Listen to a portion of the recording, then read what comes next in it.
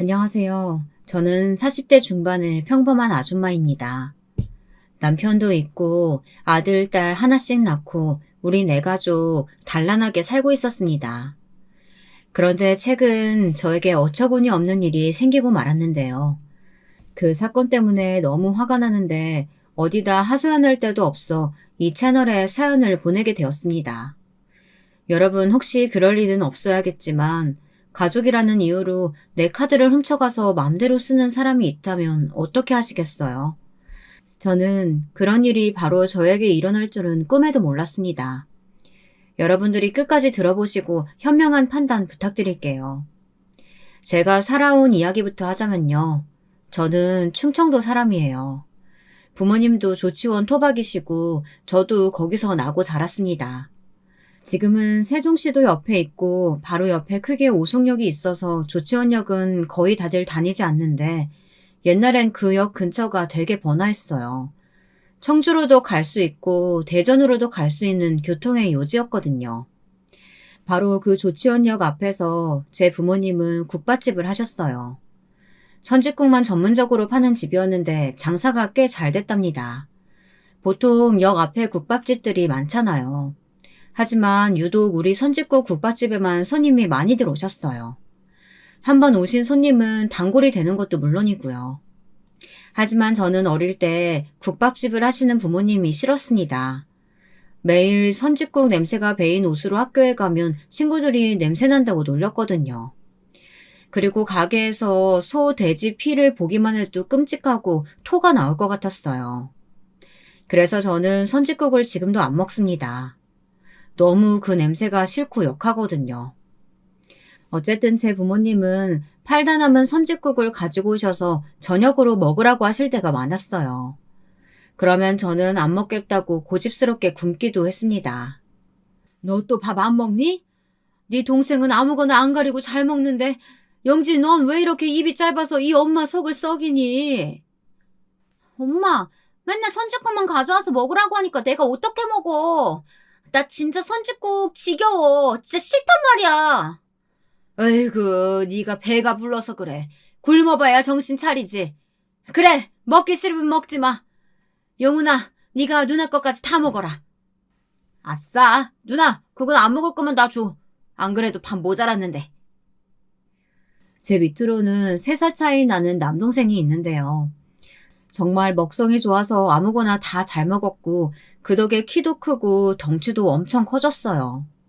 하지만 반대로 저는 작고 빼빼 마른 누나였습니다.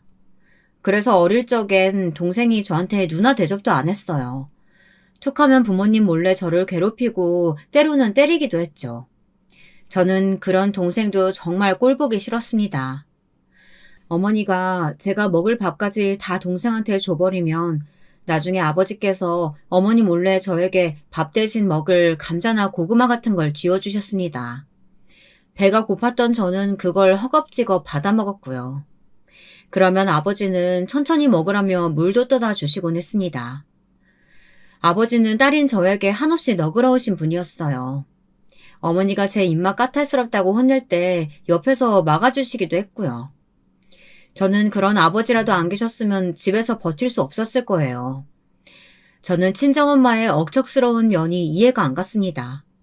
제 기억 속에서 어머니는 항상 국밥집 일에만 올인하셨어요. 그 때문에 저와 동생은 학교 생활에 많은 제약을 받았습니다. 옛날엔 반장 엄마, 정교회장 엄마 같은 감투 쓴 엄마들의 말만 들었던 선생님들이 많잖아요. 촌지 같은 것도 공공연히 대놓고 바라는 선생님들도 많았던 것으로 기억해요. 그런데 저희 엄마는 장사하는 사람이라 바빠서 학교에 한 번도 안 오셨거든요. 하다못해 대학 원서 쓸 때조차 제가 그냥 혼자 선생님과 상담하고 결정했었으니까요. 지금이야 다 지난 일이고 하니 그냥 웃어넘기지만 그 당시 친정엄마에게 서러웠던 건 말로 다 못했어요. 남동생만 이뻐라 하시고 저한테는 호통만 치셨죠. 제 어머니는 제가 뭘 좋아하는지 커서 뭘 하고 싶은지 따위엔 관심도 없었습니다. 그저 하루하루 먹고 사는 것만 급급했던 기억이 납니다. 전 친정엄마한테 기대하는 것도 없었어요. 그냥 얼른 집에서 독립하고 싶은 마음뿐이었죠. 저는 얼른 돈을 벌어 혼자 자취를 하고 싶었습니다. 그러려면 대학을 대전이나 서울 같은 큰 도시로 가야 했습니다. 친정엄마는 저에게 대학은 뭐하러 가냐, 그냥 갈 사람만 가면 된다라는 이야기를 자주 하셨어요. 집안에 두 애들 대학 등록금을 댈 만큼 돈이 없다는 얘기겠죠. 남동생은 피지컬이 좋아서 체대를 가고 싶다는 말을 자주 했어요. 남동생을 편애했던 어머니는 동생이 하고 싶다는 건 다 해주겠다고 했죠. 엄마, 나 유도 선수 될 거야. 그래서 꼭 전국체전 나가서 금메달 딸 거야. 아이고, 그래, 그래, 우리 아들. 넌 운동이라면 뭐든 잘하니까 꼭 금메달 따라. 알았지? 엄마, 학교에서 대학교 원서 써야 한다고 어머니 모시고 오라고 했는데 엄마 다음 주에 시간 언제 되세요? 예, 너는 뭐 특출나게 잘하는 것도 없는 애가 무슨 대학을 간다 그래. 그냥 기술 배워서 취업을 하든지 엄마 따라 국밥이나 팔어. 우리 집 형편에 뭐 둘씩이나 대학을 가겠다고 그래. 친정엄마는 이런 식으로 편하게 아들, 딸을 차별하시는 것이었습니다. 동생은 집안의 기둥이니 올림픽에 내보내야 한다며 길을 살려주고 저에게는 은근히 빨리 취직이나 하라는 것이었어요. 그럴 때마다 저는 엄마가 정말 미웠습니다. 하지만 제 동생은 국가대표가 될 정도의 실력은 아니었어요. 워낙에 몸도 무거운 데다가 말만 뻔지르르 하고 악발의 근성이 없는 애였으니까요. 엄마가 막내에다가 아들이라고 오냐오냐 하기만 했으니 애가 끈기가 하나도 없었겠죠. 중학교 때는 대회 한두 번 나가보기도 했었는데 매번 지기만 했었어요. 기대만큼 성적이 안 나오니 하루는 코치가 어머님을 불러 딱 잘라 말하더라고요. 제 동생은 운동 재능이 없다고요. 용훈이 어머니, 서운해하지 마시고 들으셨으면 좋겠습니다. 용훈이 지금이라도 다른 진로 알아보세요. 얘는 유도로는 안 돼요. 초등학교 4학년부터 중3까지 했는데요. 지금 학교에서 아드님만 노메달입니다. 그냥 이 정도면 재능이 없는 거예요. 아이고 선생님, 그러지 마시고요. 우리 아들이 체대를 가고 싶어 해요. 기회 좀 주세요. 네? 제가 이렇게 부탁드립니다. 그러나 코치님은 입을 굳게 다물고 고개를 흔들 뿐이었습니다. 어머니는 크게 실망을 하셨어요. 이제껏 금메달 딴다고 운동에만 주력했지 제 동생은 공부는 하나도 안 했거든요. 그러니 지금 와서 공부를 시작한다고 해도 망했죠. 운동 하나없이고 수업 시간에 엎드려 잠만 잔 애가 어떻게 하루아침에 공부를 잘할 수가 있었겠어요. 그날 친정엄마는 속상해 하시면서 집에 와서 술만 드셨습니다. 그동안 저는 수능을 받고 대전에 있는 국립대에 합격했습니다.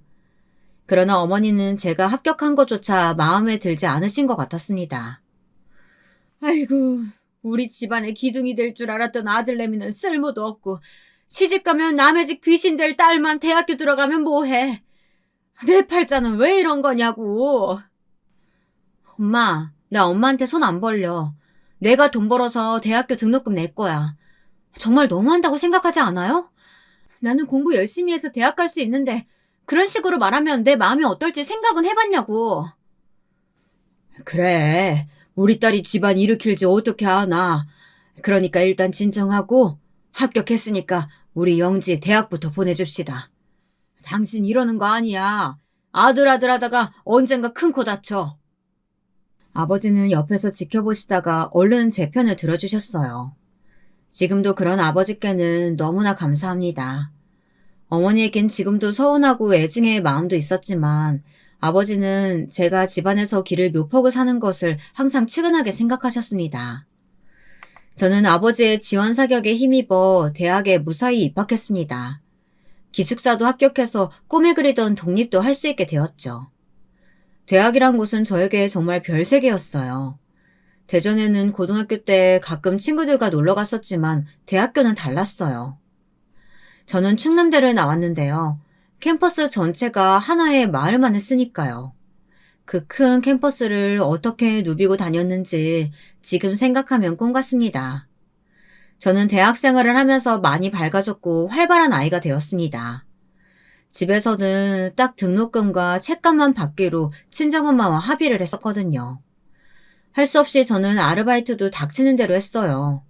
그러면서 아르바이트 하는 곳에서 많은 친구들도 사귀었고요. 지금 또 다시 하라면 못하겠지만 그때는 젊었거든요. 하고 싶은 공부도 하고 친구들과 놀기도 하니 하나도 힘들지가 않더라고요. 저는 방학 때도 아르바이트 핑계를 대고 집에 가지 않았어요.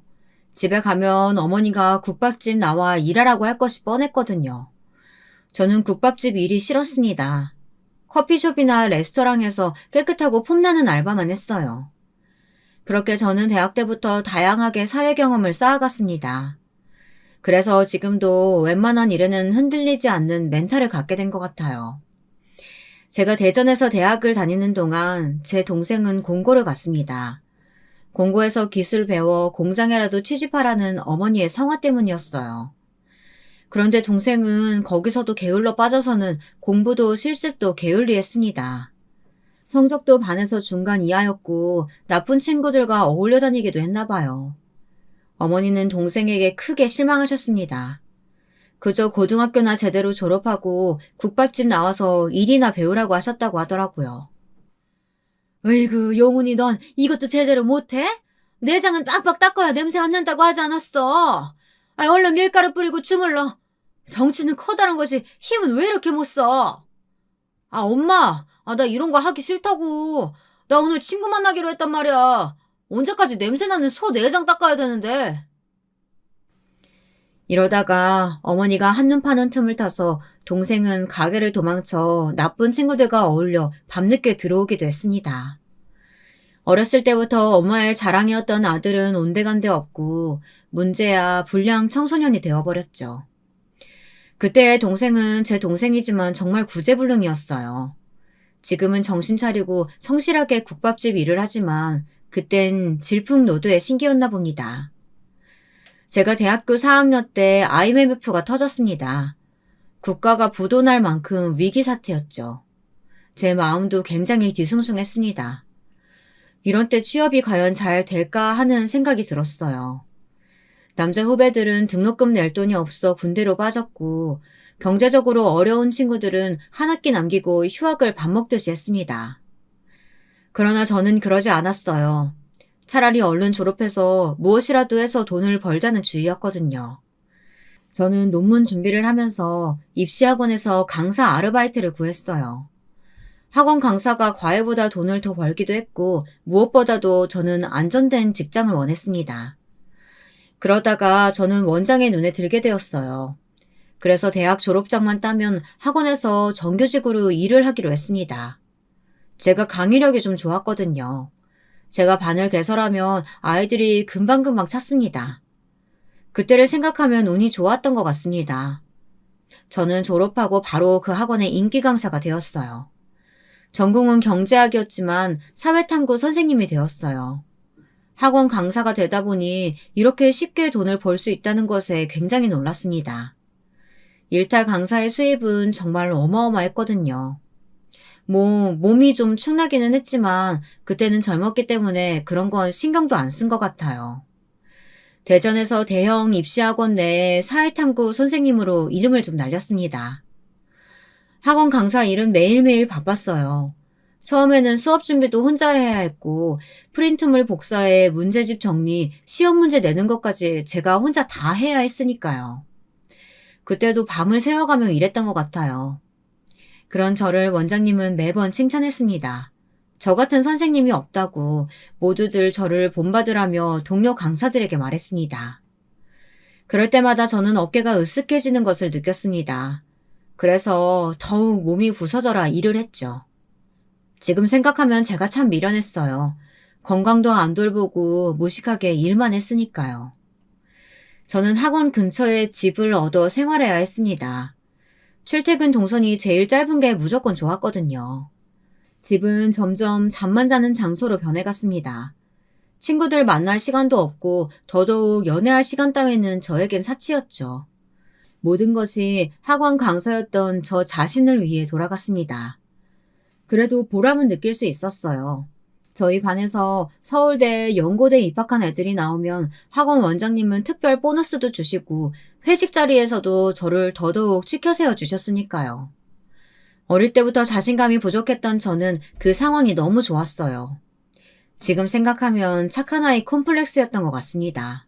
제가 돈을 잘 버니까 친정엄마도 저에 대한 태도가 조금씩 달라지시는 걸 느끼게 됐어요. 예전처럼 구박덩어리 딸이 아닌 자랑스러운 딸이 되었다고나 할까요? 어머니는 제가 유명 학원 강사가 된 것을 알게 되자마자 동네방네 자랑을 하고 다니셨어요. 아이고, 우리 영지가 대전에 있는 큰 학원 강사가 됐지 뭐야. 내가 어릴 때부터 그 기집애 똑똑한 건 잘 알고 있었어. 난 우리 영지가 이렇게 크게 성공할 줄 알았다니까. 아, 그러게. 영지 엄만 좋겠다. 입시학원 1타 강사면 한 달에 얼마나 번대? 1,000만 원은 벌어? 1,000만 원이 뭐야. 아마 모르긴 몰라도 연봉은 1억은 넘을걸? 저는 그 돈으로 역 앞에 국밥집을 크게 확장시켜 드렸어요. 엄마가 하도 생활을 해대시니 어쩔 수가 없었죠. 새 건물에 국밥집을 개업하던 날 엄마는 감격에 겨워 눈물을 흘리셨습니다. 딸 덕분에 새 가게를 얻게 되었다면서 좋아하시더군요. 저는 이만큼 해드렸으면 딸로서 할 도리는 다 했다고 생각했어요. 제가 받은 게 없는데 엄마는 참 바라시는 것도 많더라고요. 그 후로 몇 년이 흘렀습니다. 친정엄마는 제가 30이 된 후부터 저한테 결혼을 하라고 또다시 성화를 해대셨죠. 저는 결혼하고 싶은 생각이 없었어요. 저는 그냥 혼자 살아도 충분했거든요. 사실은 남자도 만날 시간이 없기도 했지만요.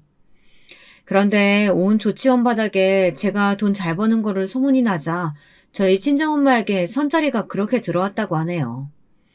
저는 엄마가 만나보라는 사람들을 없는 시간 쪼개서 몇 번 만나봤습니다. 하지만 모두 제 마음에 들지는 않았어요.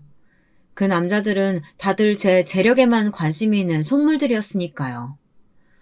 엄마, 저 결혼 생각 없어요. 그러니까 선자리 함부로 받아주지 마세요. 저는 결혼보다 제 학원 차려서 애들 가르치고 돈 버는 게 더 급해요.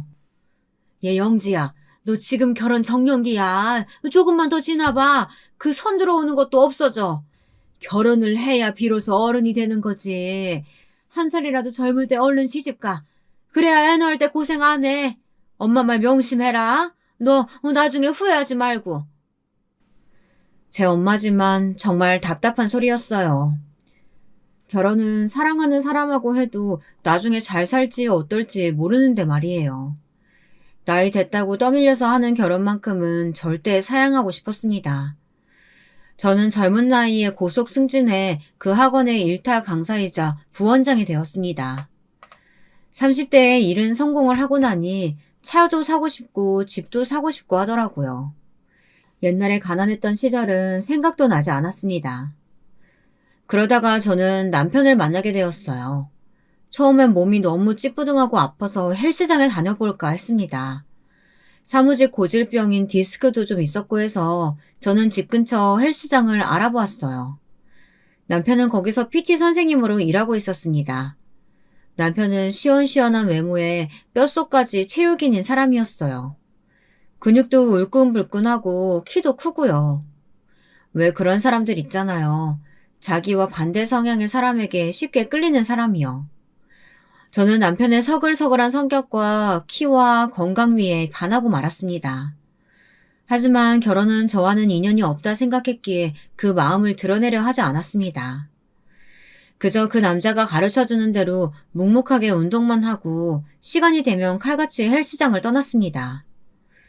그러던 어느 날 제가 심하게 감기가 걸려서 헬스장을 며칠 빠졌던 적이 있었어요. 그랬더니 그 사람은 저에게 전화를 했습니다. 회원님, 요즘 왜 운동 안 나오세요? 무슨 일 있으신 거예요? 목소리가 많이 안 좋으신 것 같은데. 아, 제가 독감에 걸려서요. 나으면 나갈게요. 죄송합니다. 회원님, 집이 어디세요? 제가 감기약이랑 죽 좀 사다 드릴게요. 문자로 집 주소 보내주세요. 그때는 아파서 마음이 많이 약해져 있었기에 그 남자의 친절이 싫지 않았습니다. 저는 고맙다고 말하며 집 주소를 보내주었고 남편은 감기약과 죽을 사가지고 제 집으로 금방 달려왔더라고요. 아픈 줄 알았다면 좀 더 빨리 와봤을 거라고 하면서 그 사람은 제가 아파서 못했던 청소와 설거지까지 해주고 갔습니다. 그게 너무 고맙더라고요. 그 일을 계기로 저희는 사귀는 사이로 발전하게 되었습니다. 연애를 하게 되니 남편은 저에게 과할 정도로 친절하더라고요. 저를 무슨 유리 인형 깨질까 다칠까 애지중지했습니다. 공주 대접은 난생 처음 받아보는 것이라 좋기는 했지만 얼떨떨하더라고요. 심지어 남편은 제가 할 수 있는 일들까지 저보고 가만히 있으라며 못하게 했습니다. 저는 그런 건 너무 과하다고 했지만 그럴 때마다 남편은 이렇게 말하는 것이었어요. 나도 손 있고 걸을 수 있는데 사소한 것까지 해주려고 하지 마요. 나 그거 부담스러우니까. 내가 할 수 있는 건 내가 할게. 아니야. 자기는 너무 자꾸 소중하니까 내가 다 해주고 싶어서 그래. 누가 뭐라고 해? 나는 내 나름 자기를 아끼는 마음이야. 그러니까 신경 쓰지 말고 그냥 누려. 저는 남편이 그런 말을 할 때마다 홍당무처럼 얼굴이 빨개지고 간질간질해서 견디기가 힘들더라고요. 하지만 남편은 연애 기간 내내 저에게 정성을 다했습니다. 너무 정성을 들여 나중에는 좀 짜증을 냈던 걸 그걸 서운해하며 삐지는 남편이 솔직히 좀 귀엽기도 했어요. 둘이 여행을 갈 때면 제 차를 거의 남편에게 맡겼고 저는 옆자리에서 잠을 잤어요. 지금 생각하면 왜 그랬을까 생각되지만 그때는 남편이 너무 편해서였을 거예요. 남편은 든든하게 제 옆을 지켰습니다. 저는 이 사람이라면 결혼해도 후회하지 않겠다 생각이 들더라고요. 저는 남편이 제게 프로포즈 하기를 마냥 기다렸어요. 하지만 남편은 좀처럼 프로포즈까지 생각하지는 않았습니다. 저는 점점 조바심이 났습니다. 이렇게 연애만 하다가 이 사람과 헤어지게 되면 후회를 할 것 같았어요. 그래서 어느 날 둘이 술을 마시다 저는 남편에게 슬쩍 물었습니다. 우리 사귄 지도 2년이 넘었는데 자기는 나랑 결혼하고 싶지 않아? 결혼이야 나도 하고 싶지. 자기를 너무너무 사랑하는데. 근데 나한테 2살 위에 누나가 있어. 그래서 누나부터 결혼을 해야 돼. 그런 일 있으면 나한테 이야기를 하지. 어머니가 반대하셔? 자기가 먼저 결혼하면 법도에 어긋나기라도 한대? 지금이 조선시대인가? 아니, 그런 건 아니지만 우리 집에서는 누나가 노처녀로 늙을까봐 걱정인 거지 뭐. 남편은 길게 이야기하지 않고 말끝을 흐렸습니다. 그 사람은 집안에 대해 이야기하기를 싫어했어요. 남편 집안은 아버님이 퇴직한 학교 선생님이고 어머니는 전업주부였습니다. 그리고 누나는 작은 카페를 하고 있는데 장사가 잘 안 돼서 돈만 까먹고 있다는 거였습니다. 하지만 다른 방도가 없어서 접지도 못하고 있다는 것이었어요. 조건만 보면 최악의 시댁이었어요.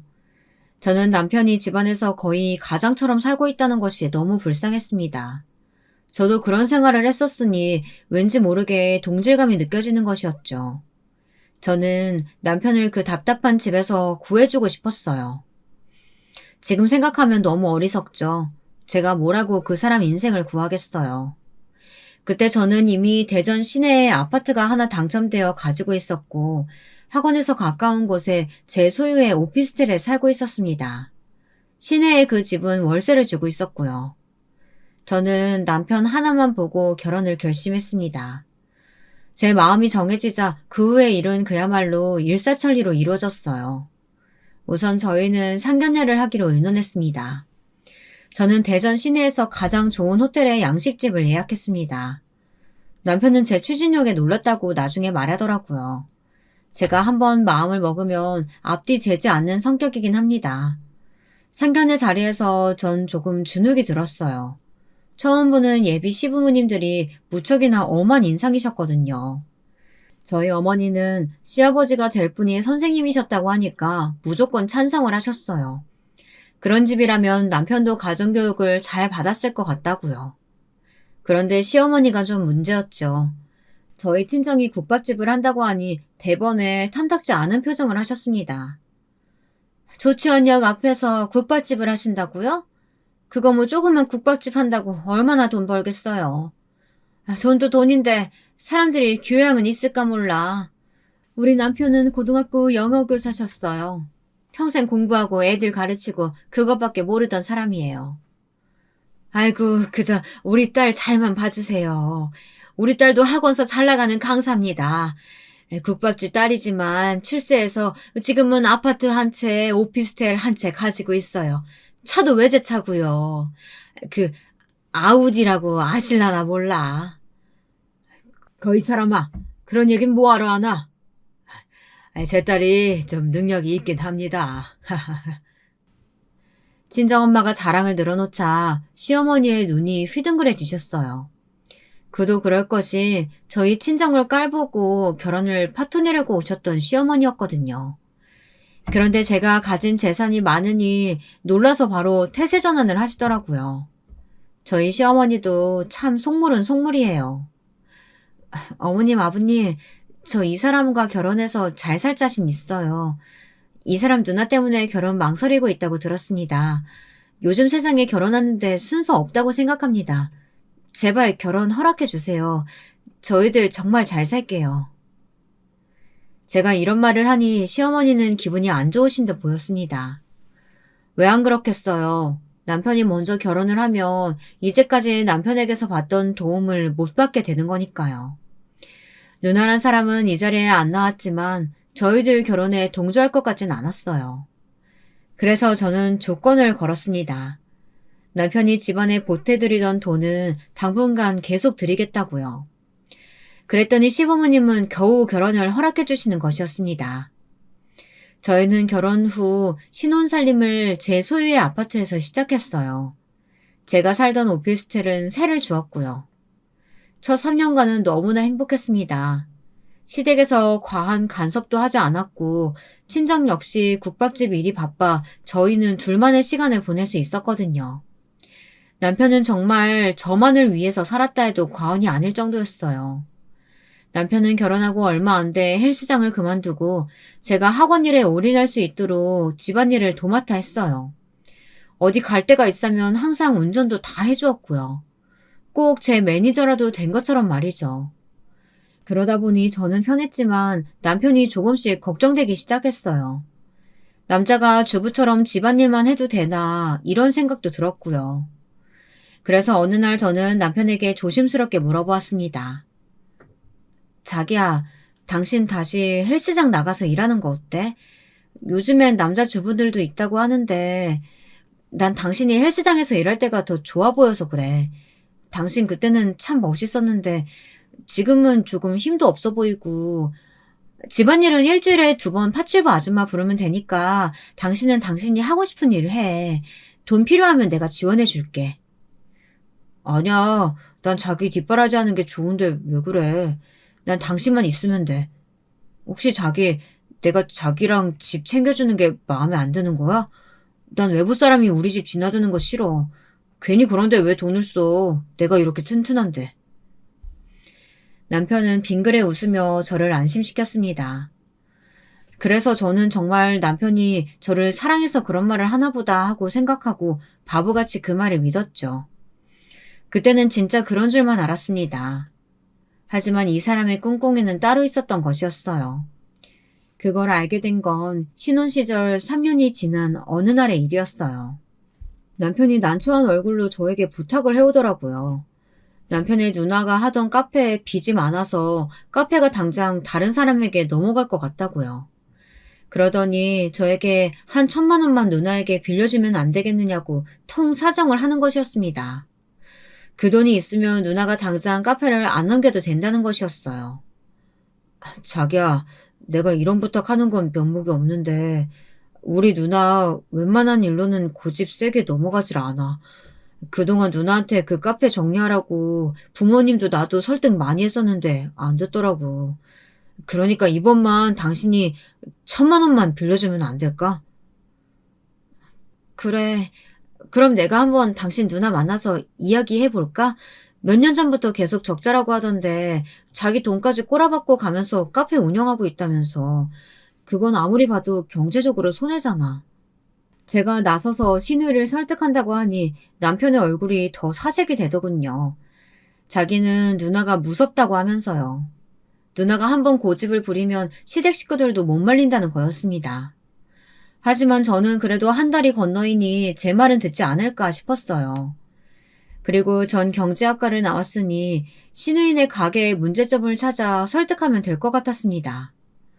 지금 와서 말이지만 그건 신우이를 너무 몰랐던 제 잘못된 판단이었어요. 그것도 모르고 저는 가족이 되었으니 신우이가 제 말을 진지하게 들어줄 거라고 생각했어요. 저는 신우이에게 전화를 걸어 카페에서 만나자고 약속을 잡았습니다. 신우이는 떨떠름하게 전화를 받더니 마지못해 와보라고 하더라고요. 저는 잠시 점심시간에 짬을 내 신우이가 운영하는 카페를 찾아갔습니다. 형님 잘 지내셨어요? 결혼식에도 참석 안 하시고 명절 때도 시댁에 잘 안 오시더라고요. 결혼하고 3년 넘었는데 한두 번밖에 못 뵌 것 같아요. 음, 내가 보다시피 가게를 하니까 여기 얽매여서 아무데도 못 가. 결혼식에 참석 못한 건 미안해. 하지만 나 없어도 잘 돌아갔잖아. 왠지 신우이가 쌀쌀맞다는 생각이 들더라고요. 저와 거리를 두고 싶어하는 표정이 역력히 얼굴에 드러났습니다. 저는 기분이 나빴지만 꾹 참았습니다. 말 안 듣는 학생보다도 더 얄미운 신우이의 얼굴을 보니 설득이 만만치 않겠다는 생각이 들었습니다. 사실 저 오늘 여기 온 거 형님 설득을 좀 해보려고 그런 거예요. 지금 카페가 몇 년째 적자라면서요. 그런데도 안 접으시는 이유가 뭐예요? 궁금해서 그런 거예요. 오해는 하지 마세요. 내 동생이 동서한테 돈 1,000만 원 빌려달라고 부탁했어? 아니 걔는 지가 모은 돈 없으면 말하지 말라고 했더니 왜 지 와이프한테 얘기를 해서 일을 크게 만들어. 하여튼 쓸데없는 짓은 잘해. 됐어. 나 자기한테 잔소리 들을 생각 없으니까 그냥 가. 돈 빌려줄 생각 없으면 시간 낭비하지 말고 나 가르치려고 하지 말라고. 신우이는 제 말은 더 들을 가치도 없다는 듯 무시했습니다. 그리고 인상을 팍 찌푸리면서 다시 카운터로 돌아가는 것이었어요. 그동안에 손님은 한 명도 안 오더군요. 저는 어쩔 수 없이 가게를 나왔습니다. 신우이의 태도가 너무 딱딱해서 저는 더 이상 설득이고 뭐고 하고 싶은 생각도 들지 않았습니다. 나중에 남편이 해준 얘기는 이랬습니다. 사실 신우이는 10년 넘게 사귀는 남자친구가 있었거든요. 그런데 그 남자친구가 공시를 본다면서 5년이 넘게 백수로 지낸다고 하더라고요. 그래서 카페를 운영하면서 모은 돈을 그 남자에게 모두 꼬라박고 있었다는 겁니다. 그 남친이 고시 공부한답시고 완전 기둥서방 같은 짓거리를 하고 있었던 것이죠. 저는 그게 이해가 안 됐습니다. 사실 공무원밖에 직업이 없나요? 정말 그 남자가 신우를 사랑한다면 빨리 다른 직업을 구해서 신우랑 결혼할 생각을 해야죠. 그런데 남동생이 먼저 결혼할 사람이라고 저를 데려오니까 신우이는 질투가 났었나 봐요. 그래서 결혼식에도 카페 핑계대고 오지 않았던 거였어요. 신우이가 훨씬 더 오래 사귄 남친이 있고 나이상으로도 결혼을 먼저 해야 맞는데 시부모님까지 늦게 나타난 저에게 우호적이 돼서 동생을 먼저 장가 보냈으니 신우이 입장에선 그럴 수도 있었겠다 생각했습니다. 그래도 화가 나는 건 어쩔 수 없더라고요. 그러니까 거기는 왜 갔어? 우리 누나 무서운 사람이라니까. 너무 완고해서 누구 말도 안 들어. 나도 그 백수 공시생하고 헤어지라고 그렇게 설득했는데도 안 듣는걸. 그러니까 당신도 괜히 나서서 일 더 크게 만들지 마. 우리끼리라도 잘 살자, 응? 그날 제가 집에 돌아가 신우이 때문에 기분이 상했다고 말하니까 남편은 저를 위로해 주었습니다. 하지만 일단 가족이 되었는데 시부모님조차도 신우이를 모른 척하고 놔두는 것을 보니 저는 신우이가 못된 남자에게 걸린 건 아닌가 하는 생각이 들어 보고만 있지를 못하겠더라고요. 저는 그때부터 슬슬 신우이에게 접근을 했습니다. 조금이라도 친해지려고 말이죠. 카페에만 있느라 밥도 제대로 못 먹을 것 같아 샌드위치를 사들고 가기도 했고요. 화장품이나 작은 선물을 주며 신우이의 마음을 사보려고 많은 노력을 기울였습니다. 하지만 신우이는 돌부처가 따로 없을 만큼 저에게 마음을 주지 않더군요. 신우이의 결론은 항상 1,000만 원 빌려줄 것 아니면 아는 체 하지 마라 이거였어요.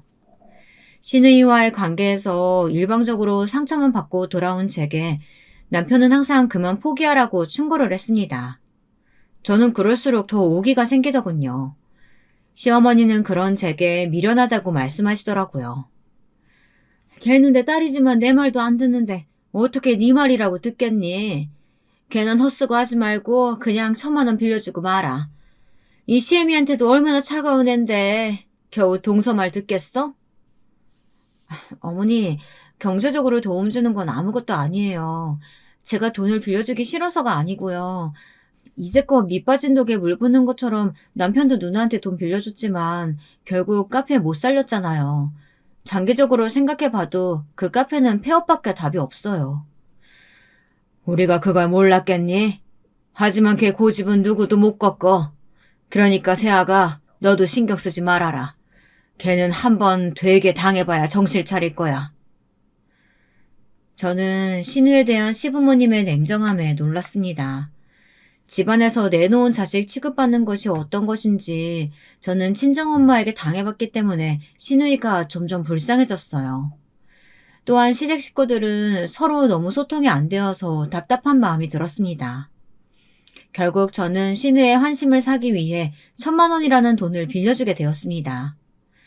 신우는 그제서야 저한테 친한 척을 하는 것이었어요. 고맙다고 말하면서 카페에 자주 놀러 오라고 하더군요. 하지만 절 알 수 있었어요. 그 돈은 신우의 백수 공시생 남친에게 돌아갈 것이라는 걸요. 저는 돈을 빌려주고도 찜찜한 마음을 떨쳐버릴 수가 없었습니다. 제 엄마처럼 신우도 점점 더 큰 돈을 요구하면 어쩌나 그런 생각이 들어서요. 제 예상은 슬프게도 맞아떨어졌어요. 신우이는 제가 돈 1,000만 원을 해주자 점점 더 저를 호구로 보며 이것저것 부탁을 하기 시작했습니다.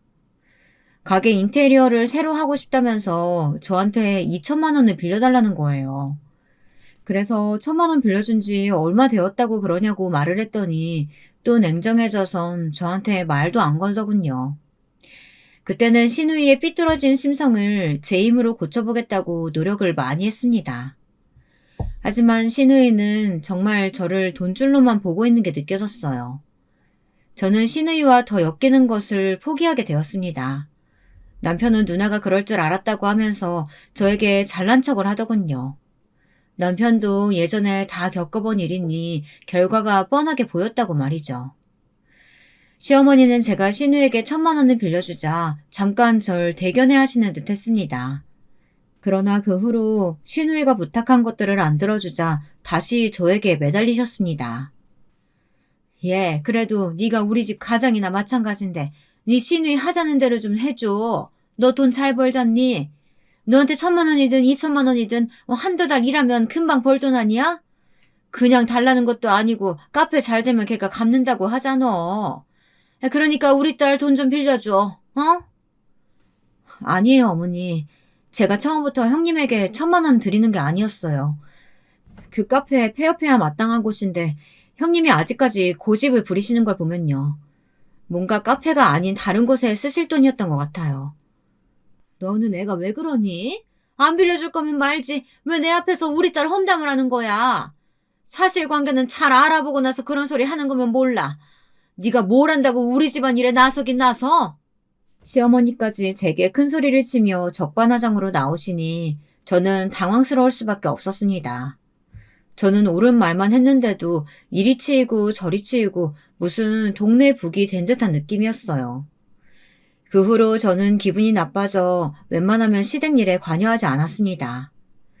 시어머니 앞에서도 그저 겉으로 웃는 척만 하고 신우에 대한 말은 일절 안 하게 되었습니다. 지금 생각해보면 시댁 인간들은 정말 하나같이 이기적이고 돈밖에 모르는 인간들이었어요. 제가 그 사람들의 호구 노릇에서 벗어나니 저를 찾지도 않더라고요.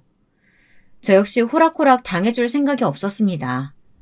그래서 남편 하나만 보고 앞으로 결혼 생활을 이어나가기로 했습니다. 그래도 끝까지 남편은 내 편이 될 거라 믿어 의심치 않았으니까요. 그렇게 몇 년이 지났습니다.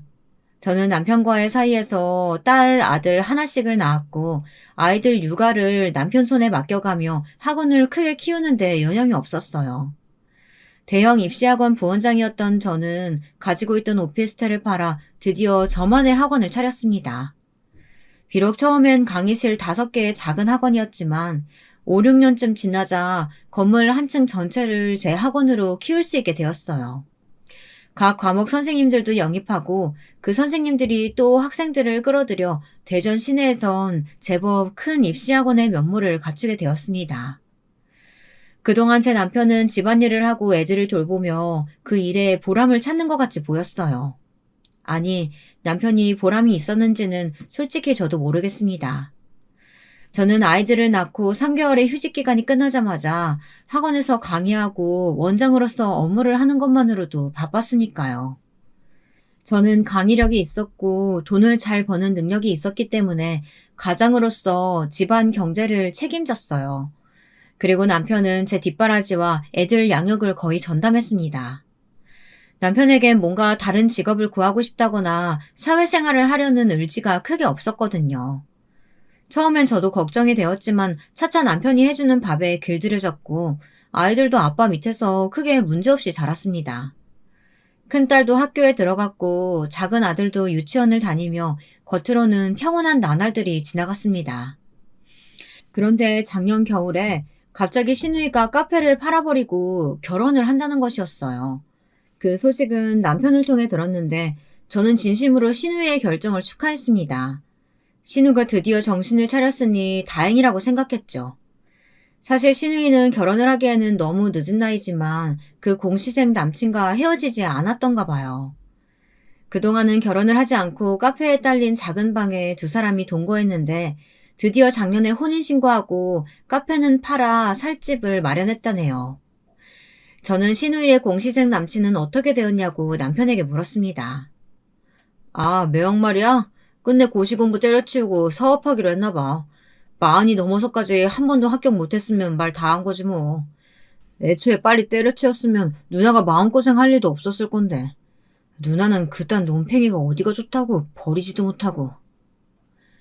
하긴 저도 그 백수 남친 정리하라고 여러 번 신우이에게 말했지만 황소고집이라 들은 척도 안 했는걸요.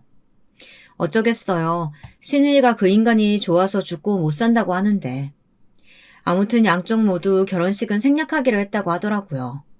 이미 동거 중이었던 것도 있고 사업 자금을 마련하려면 비싼 돈 드는 결혼식은 부담만 갖겠죠.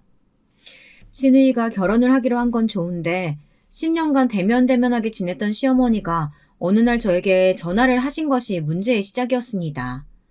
같은 대전에 살았어도 시어머니는 제 애들 아기 때도 봐주신 적 한 번도 없고 특별한 일이 아니면 저희 집에 잘 찾아오지도 않으셨던 분이거든요. 게다가 시어머니는 전에 없이 상냥한 목소리로 전화를 하셨습니다. 얘, 잘 지내고 있었니? 내가 너한테 할 말이 좀 있어. 네, 그런데 무슨 일로 어머니가 먼저 전화하신 적은 거의 처음인 것 같아서요. 다름이 아니고 우리 딸이 결혼식 안 하는 거 너도 알지? 그래도 시집 보내는데 쓰던 가전 가구 가지고 새 집에 들어가게 할 순 없잖아. 그러니까 마지막이라고 생각하고 네 시누이 살림살이 사게 네가 3천만 원만 보태라. 내가 우리 사위사업 잘 되면 금방 갚으라고 할게. 알겠지? 내 계좌로 빨리 보내. 어머니, 그게 무슨 말씀이세요? 10년 전에 시누이가 저한테 빌려갔던 1,000만 원도 못 받았는데 제가 3천만 원이라는 돈이 어디 있어요. 저도 이제 제 학원 운영하는 사람이에요. 그렇게 큰 돈 못 드려요. 선생님들 월급, 학원 월세 나가는 것만 해도 저희들 살기 빠듯해요. 아니, 그래서 못 주겠다는 거니? 아이고, 돈 잘 버는 애가 더 한다더니. 너는 우리들을 가족으로 생각도 안 하니? 네 시애미가 좋게 말하는데 우습게 보여? 저는 너무 어이가 없어서 심장이 두근거리고 혈압이 쫙 오르더라고요. 아니, 이제까지 저랑 애들한테 도움 한 번 안 줬던 시어머니가 하실 말씀이신가요? 저는 이제까지 참고 살았던 가슴속 응어리가 한꺼번에 폭발하고야 말았습니다. 어머니, 말이 되는 소리를 하세요. 저 학원 일할 때 저희 애들 한 번이라도 봐주신 적 있으세요? 그래도 전 명절 때마다 100만 원씩 드렸고 시부모님 생신 때 해외여행 보내드린 것도 저예요. 저요. 저희 친정에도 그렇게 못하고 살아요. 그래도 며느리 도리는 해야 한다고 생신 때마다 여행 예약해드리고 용돈도 드리고 그 돈이 다 어디서 나온 줄 아세요? 제가 잠도 못 자가면서 뼈 빠지게 일해서 번 돈이에요. 이게 정말 어디서 못 빼어먹은 버릇이야? 시애미한테 바락바락 대들기나 하고. 네 시애비가 이 말 들었으면 넌 최소 회초리감이다. 알아들었으면 잠자코 돈이나 보내. 시어머니는 전화를 끊어버리셨습니다. 저는 그동안 시어머니에게 무시당했던 서러움이 한꺼번에 밀려와 엉엉 소리내어 울었습니다. 그랬더니 아이들이 방에서 나와 저에게 걱정스럽게 왜 우냐고 묻더군요. 그때 남편은 하필 친구를 만나러 나가고 없었어요. 시어머니와 한바탕 싸운 저는 오히려 남편이 없는 것에 감사했습니다. 만약 옆에 있었다면 남편도 기분이 좋지는 않았을 테니까요. 그러나 제가 놀라 까무러질 뻔한 사건은 그 다음에 일어났습니다. 저는 평소에 제 남편에게 카드를 주고 집안 살림을 맡겼는데요. 그 카드를 시어머니가 남편에게 저 몰래 가져오라고 하셨다는 겁니다. 남편은 처음엔 저한테 들킬 것을 우려해서 거절했지만 시어머니는 막무가내로 고집을 부리며 제 카드를 뺏듯이 가져가셨답니다. 다음날 시어머니는 그 카드로 시누이와 백화점에 가서 폭풍 쇼핑을 하셨더라고요. 제가 어떻게 알았냐고요? 평소에 남편이 카드를 쓸 때는 하루에 기껏해야 20만 원 이상이 안 되잖아요. 그래서 결제 알림은 20만 원 이상 쓰면 오도록 해놨거든요. 그런데 그날은 백화점 여는 시간부터 시작해서 결제 알람이 계속 오는 거예요. 저는 그때 수업 준비를 하고 있었는데 계속해서 오는 문자 내용이 냉장고, TV, 침대 이런 것들이었어요. 저는 깜짝 놀라 남편에게 전화를 했습니다. 어떻게 된 거냐고 남편을 추궁했더니 남편이 그제야 시어머니가 카드를 뺏어갔다고 이실족구를 하는 겁니다. 사태를 알아차린 저는 정신없이 전화를 끊고 일단 카드 정지를 시킨 후 분실 신고를 했습니다. 그랬더니 시어머니가 제게 득달같이 전화를 했더라고요. 너 이 카드 왜 안 되니? 얼른 카드 정지 풀지 못해? 어머니, 범인이 어머니였어요? 저 돈 못 드린다고 분명 말씀드렸잖아요. 얼른 물건 산 거 취소 환불해주세요. 아니면 정말 어머니 쇠고랑 차실 수 있으세요? 제 말이 끝나기도 전에 어머니는 길길이 날뛰며 제게 소리를 치셨습니다.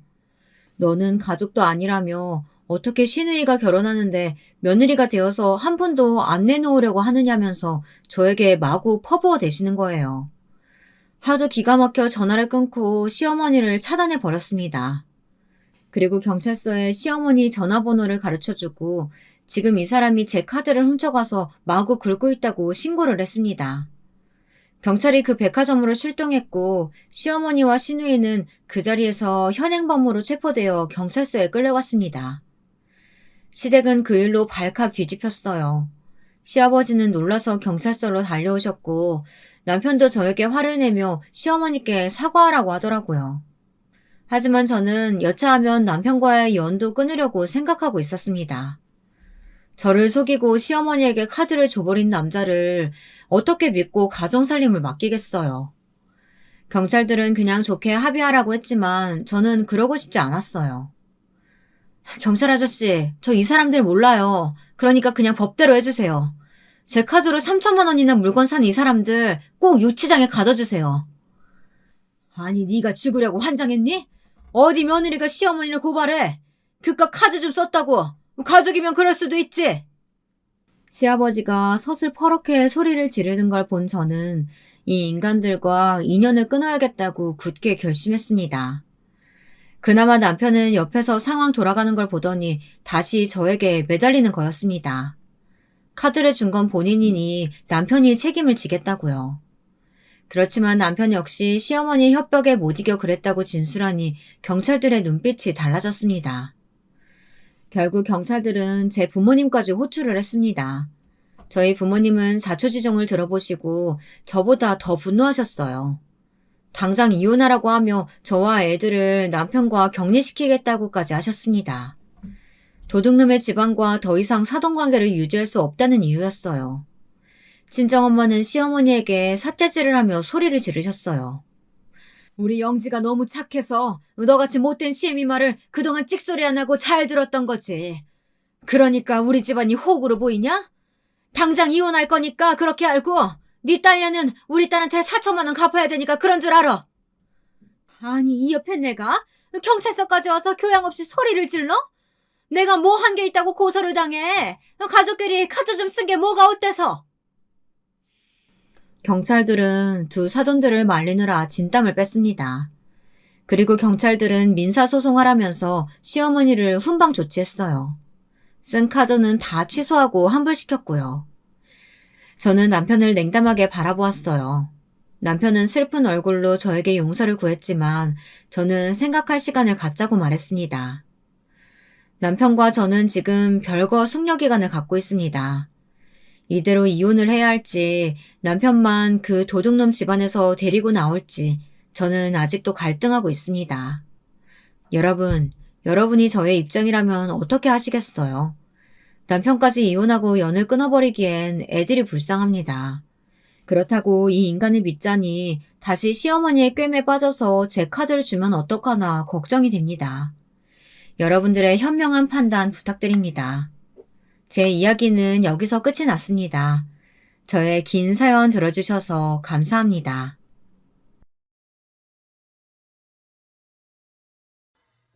2023년을 맞이하면서 올해는 코로나 종식을 빌었던 게 엊그제 같은데요. 벌써 시간이 훅훅 흘러가 버렸어요. 눈 깜짝할 새에 말이죠. 그렇게 느껴지시지 않나요? 그래도 올해는 작년, 재작년보다는 우리 모두가 코로나로부터 자유로웠던 것 같네요. 여러분께서는 오늘 어떤 시간을 보내고 계셨어요? 각자 어떤 시간을 보내시다가 저희 사연에 빠지다에 들어오시게 된 건지 궁금해집니다. 이번 사연을 보시고 들으시는 동안에는 즐거운 시간이 되셨으면 좋겠어요. 안녕하세요. 밥 친구한테 사연을 다 보내보게 되었네요. 혹시 밥 친구가 뭔지 아세요? 모르시는 분들도 분명 계시겠죠. 요즘에 혼자서 끼니를 해결하는 1인 가족이 많잖아요. 그리고 코로나 사태 이후로 직장에서나 식당에서나 혼자 밥을 먹는 경우가 늘어났고요. 이때 스마트폰으로 영상을 시청하면서 식사를 하는 경우가 대부분인데 이때 주로 선호되는 영상, 이걸 바로 밥 친구라고 부릅니다. 나름 신조어라고 볼 수도 있겠네요. 저에게 사연에 빠지다는 기특한 밥 친구예요. 짧은 예능 영상들보다 길이가 훨씬 기니까 밥을 여유롭게 먹을 수 있고요.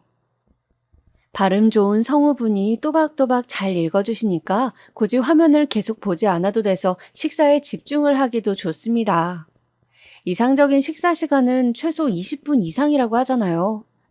저는 왠지 사연에 빠지다 덕분에 밥을 급하게 먹지 않고 느긋하게 또한 재미있는 환경에서 먹을 수 있는 것 같아요.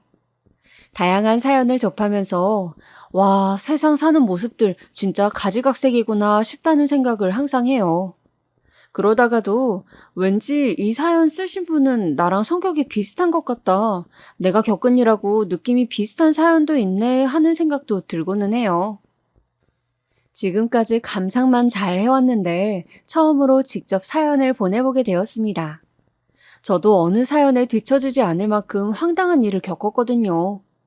물론 저의 필력이 부족해서 그 생생함이나 무게감이 전달되지 않을 수도 있어요. 긴 글을 써본 적이 없어서 그런 것이니까 너그러이 감안해주세요. 밥 친구라는 요즘 표현을 아는 것도 그렇고 저는 유행 같은 것에 민감하게 반응하는데요. 그래서 인터넷에서 화제를 얻은 글은 꼭 찾아서 보는 편이에요. 전에 열등감이라는 단어가 들어간 글을 본 적이 있는데요. 제 사연을 적으려다 보니까 그 글이 떠오릅니다. 저의 지인 중 한 분이 개천룡이거든요. 자수성가를 해서 현재는 자산이 엄청나다고 알고 있어요. 건물주이기도 하고요. 언변도 좋고 성격도 활발하고 보이기로는 성실하면서 사람 괜찮아 보이거든요. 그런데 대화를 날 잡고 길게 나눠보잖아요. 그러면 느낌이 좀 달라지더라고요. 어딘가 사람이 좀 꼬인 것 같달까요? 자기보다 부족하고 약한 사람한테는 막말하고 우습게 보고 자기보다 잘 나가는 사람은 까내리면서 흠을 그렇게 잡더라고요. 그 사람하고 가깝다는 인물들을 보면 다 그 사람이랑 비슷한 캐릭터들 같아요. 성공을 거둬서 경제력도 받쳐주고 남편도 사람 괜찮고요. 그런데도 왜 그럴까요? 아무리 자기가 성공을 이룩해내도 남한테 느끼는 질투나 열등감, 그런 건 어쩔 수 없는 걸까요? 저뿐만 아니라 그 사람을 겪어본 다른 이들도 다 비슷하게 느꼈더라고요. 그 사람 조건만 보면 안 그럴 것 같은데 열등감이 장난 아니라고요. 이유가 궁금한데 유추 가능하신 분 있을까요? 남부러울 것 없이 잘 살게 되었어도 내면에 열등감이 깃들어 있다는 이야기. 글을 본 사람들의 반응도 엄청났고 의견들이 활발하게 오갔었는데요. 누구나 약점은 있다는 게 주된 핵심이었습니다. 잘난 사람도 그 안에 내재되어 있는 열등감을 부르는 요소들은 꼭 하나씩 있다는 것이었어요. 혹시 이 열등감이라는 것을 보면서 여러분도 주변에 떠오르는 지인이 계신가요? 저는 제가 겪은 열등감 덩어리의 인물을 사연 속에서 소개하고자 합니다. 그 인물의 정체를 미리 공개하자면 제가 결혼한 사람의 모친 되시는 분이셨죠. 예, 시어머니라는 호칭을 단 그분 말이에요. 제가 27, 남편이 30일 때 저희 딴에는 정말 결혼 정년기에서도 최적기에 결혼을 했다고 생각을 했었습니다. 벌이 수준, 엇비슷한 수준이었고요. 결혼에 대한 가치관, 그것도 나름 비슷한 편이었습니다. 단지 결혼 당시에 살짝 마음에 걸린 점이 있었다면 남편이 결혼에 그리 적극적이진 않았다는 사실이었어요. 저만 그랬을 수도 있는데, 아니, 그래도 여자라면 응당 내 남자한테 1순위가 되어서 사랑받고 그 애정을 만끽하는 것에서 오는 충족감이라는 게 있지 않나요? 저는 그랬었거든요. 그래서 남편이랑 결혼을 준비하면서도 내심 섭섭한 점이 많았습니다. 당시에 저는, 이 사람이랑 결혼하면 좋겠다, 괜찮겠다, 이런 마음에 결혼 결심이 출발했던 것이었는데요. 반면에 남편이 밝힌 결혼 결심의 전말은 나이 찼고 이 정도 여자면 조건 나쁘지 않고 다른 선택지 고르기 귀찮고 그러니까 그냥 결혼해야겠네 라는 것이었습니다. 너무 현실적이다 못해서 사람 맥 빠지게 하는 것 아닌가요? 아휴, 그 심경 고백 같지도 않는 마음속 이야기를 결혼 준비 초반에 알았으면 제가 다 엎어버렸을지도 몰라요. 하지만 예식장 예약이 끝나다 못해서 청첩장 인쇄 끝났을 때였던걸요. 너무 황당하고 어이가 없긴 했지만, 아휴, 내가 모르는 부분들이 이렇게나 있는 모양이네. 원래 진심을 약간 담백하게 포장해서 꺼내 보이는 성격일 수도 있잖아. 저는 자기 합리화를 했었습니다. 왜 그랬을까요? 콩깍지가 눈에 잔뜩 껴서 뵈는 게 없었나 봐요. 아무튼 간에 저는 그렇게 남편과 결혼을 해서 부부가 되었습니다. 다 따져보자면 반반 비율로 결혼했던 셈이었어요. 돈은 양측에서 비슷하게 지불을 했고요. 그런데 결혼하고 나서 시댁 측으로부터 선물을 좀 많이 받았었죠. 명품 선물들이었고 시댁이 형편 좋은 집안이라는 것과 별개로 좋은 씀씀이를 보여주신 것에 감사하였으며 또한 감동이었습니다. 특히 시어머니께서 직접 백화점으로 가서 저희 부부가 쓸 명품들을 고르셨다는 것에 정성마저 느낄 수 있었어요. 저도 앞으로 시댁에 잘하는 며느리가 되어야겠다고 생각을 했었습니다. 시댁이랑 친정, 양가 모두 근거리에 있는 편이었어요. 공평하게 차로 30분 정도 걸렸으니 그렇다고 할 만했죠. 결혼한 이야기를 겉핥기 식으로나마 적어보았으니 잠시 제 친정 이야기를 적어볼까 합니다. 저희 친정엄마의 이야기요. 친정엄마는 원래 타고나시기를 진취적인 성격이셨대요. 아주 평범한 수준의 집안에서 태어나고 자라셨지만 반드시 대학을 가겠다는 일념, 여자도 대학을 나와야 멋있다는 생각을 가지고 대학을 진학하게 되셨습니다. 그리고 대학을 나온 후에는 적당한 직장에 들어가 돈을 벌기 시작하셨는데요. 어느 날 주말 저녁에 친구를 만나시려고 번화가에 나가셨다가 문득 알록달록한 옷차림들이 눈에 들어오더래요. 절대 직장에는 못 입고 나갈 옷들이네? 그런데 엄청 멋스러워 보이잖아? 내가 저런 옷을 사본 지가 얼마나 되었지? 보니까 다들 내 또래 같은데 나는 왜 곧바로 일자리를 구해서 월급쟁이가 될 생각밖에 못했을까? 쟤네들 정말 멋있어 보인다. 정말 자유로워 보여. 친정엄마는 퇴사를 결심하셨고 정말로 그 결심을 현실로 이뤄내셨어요. 다른 직장을 구한 것도 아닌데 퇴사를 한다 그러니까는 가족, 친지, 친구, 각종 지인들이 다들 난리였대요. 제정신이냐, 어디 몸이 아픈 거냐 이러면서 말이죠. 하지만 친정엄마는 생각이 있으셨습니다. 바로 옷 장사를 하고 싶으시다는 생각이요. 아무런 정보도 연줄도 없었어요. 그런데 그냥 옷 장사를 하고 싶다는 일념, 오직 그거 하나만 가지고선 맨땅에 헤딩을 하셨던 거예요. 번화가의 옷가게에서 일을 하면서 보는 눈을 키웠고 인맥을 만들었고 장사가 이루어지는 구조를 익혔습니다. 이듬해 친정엄마는 진짜로 본인의 가게를 차려버렸어요.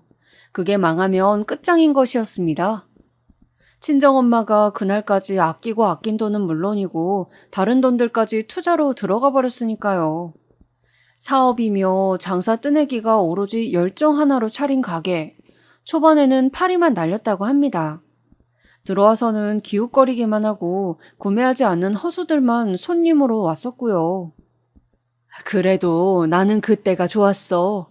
왜냐하면 내가 하고 싶은 일을 하고 있다는 생각, 내가 내 꿈을 이뤘다는 생각으로 그냥 막 웃음이 나왔어. 생글생글 웃으면서 매장을 지키고 옷을 떼오고 그랬지.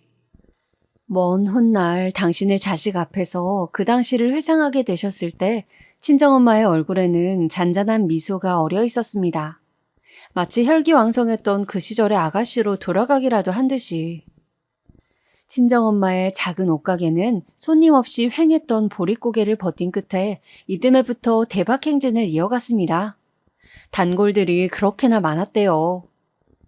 친정엄마의 밝은 서비스 정신, 옷에 대한 열정, 유행에 민감한 그 특유한 감각, 이런 것들 때문에 젊은 사람들은 물론이고 결혼한 미씨 손님들도 많이 찾았었대요.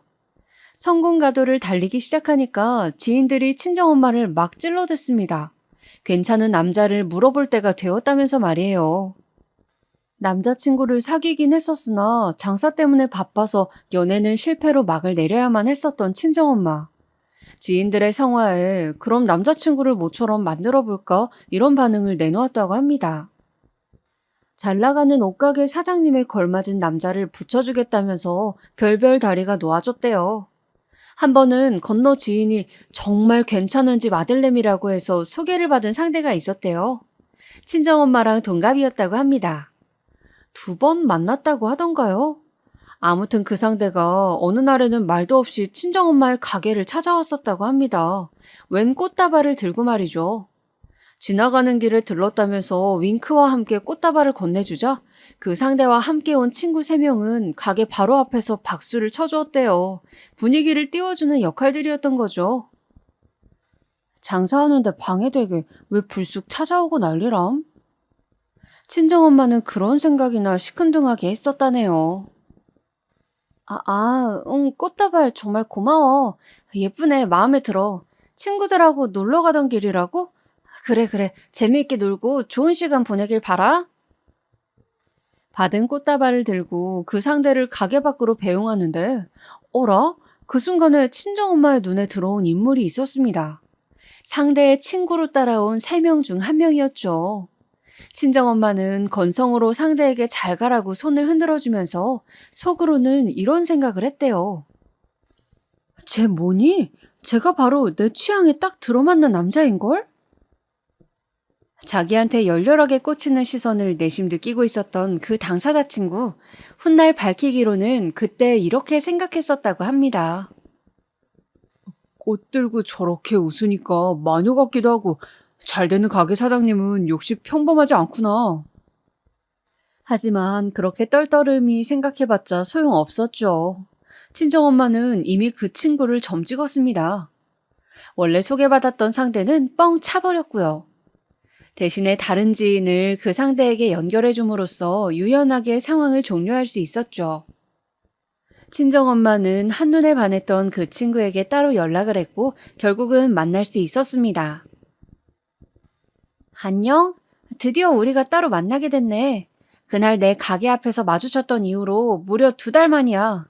너는 혹시 내 생각 안 났어? 나는 그날 너 잠깐 본 건데도 안 잊혀지더라. 커피숍에서 마주보고 앉자마자 친정엄마는 발랄하고도 대담하게 그런 인사말을 건넸대요. 그러자 맞은편에서 조용한 목소리가 들려왔죠. 저기 미안한데 내 쪽이 연상이야. 어? 그게 무슨 소리니? 우리 다 동갑 아니니? 너랑 잠시 만났던 그 녀석은 내가 아는 동생이야. 내가 그 녀석보다 형이야. 2살 더 많아. 전부 다 동갑인 줄로만 알았던 친정엄마는 커다란 충격을 받고 말았습니다. 대담하게 행동했던 것에 대한 민망함이 막 밀려오면서 애써 괜찮은 척을 하려고 했지만 자기도 모르게 얼굴에 열이 오르더래요. 아, 동갑내기 친구인 줄로만 알았는데 그게 아니었구나. 저보다 오빠이셨군요. 오빠라고 불러도 되는 거 맞죠? 아무렇지 않은 척 표정을 꾸며냈으나 막 횡설수설을 하고 말았다죠. 친정엄마가 너무 당황스러워하니까 오히려 그 모습을 보고선 맞은편에서는 미소가 피어올랐습니다. 오빠라고 불러도 돼. 그리고 반말해도 돼. 다정한 목소리에 친정엄마는 그 시간부로 완전히 빠져버렸다고 합니다.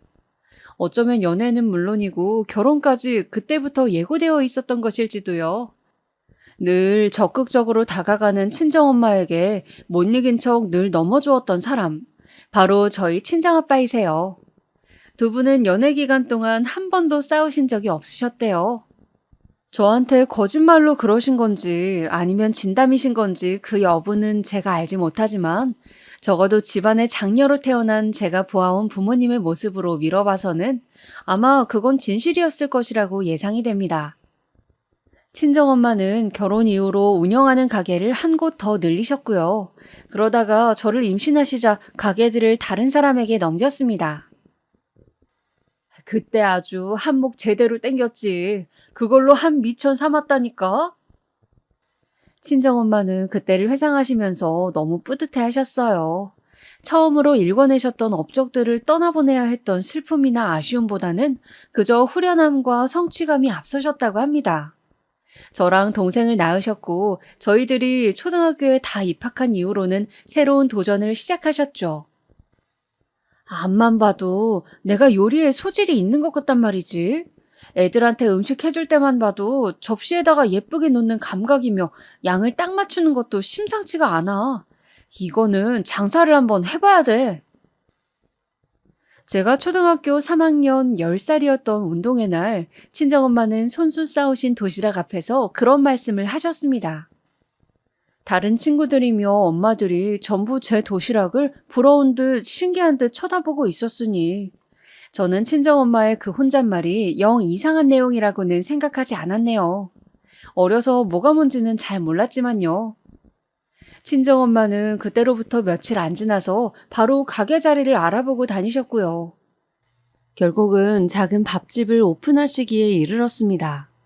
한식집이었고 메뉴는 딱 5개였어요.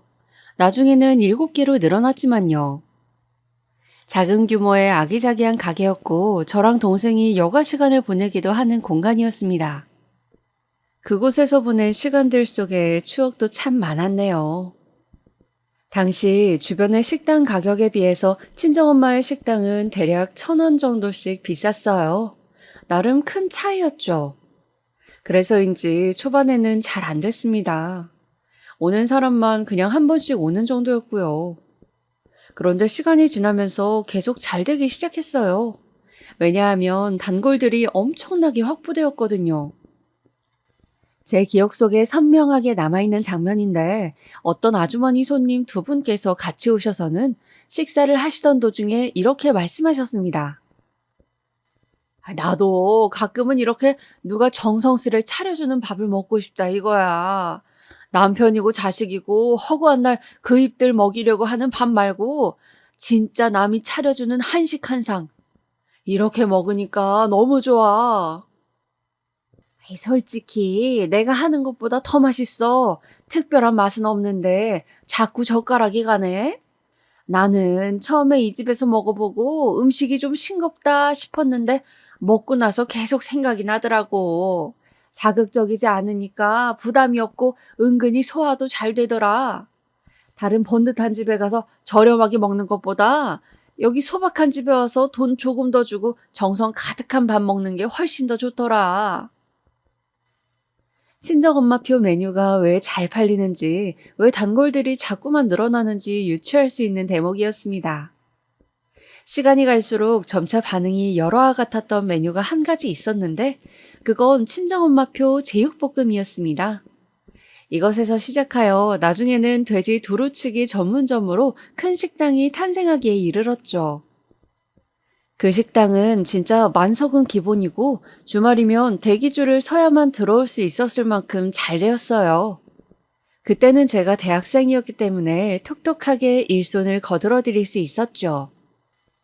친정엄마는 이런 길을 걸어오셨지만 반면에 친정아빠는 묵묵한 셀러리맨이셨습니다. 오직 회사에 뼈를 묻는다. 이런 각오로 출퇴근을 반복하셨던 분이셨어요. 그러니까 성향이 완전히 반대였던 것이죠. 주변에서 엄청 신기해했어요. 아니, 보통 장사가 그렇게 잘 되면 회사를 그만두고 같이 장사에 뛰어들지 않나? 어째 회사를 계속 다녔대? 거참 희한하네. 하지만 친정엄마가 말씀하시기를 친정아빠가 흔들림 없이 회사 생활을 이어나가셨기 때문에 심적인 안정감을 느끼실 수 있었대요. 또한 친정아빠도 말씀하시기를 장사 성향도 아니고 서비스도 자신 없는데 같이 하자고 친정엄마가 채근하지 않아서 다행이었다고 하셨죠.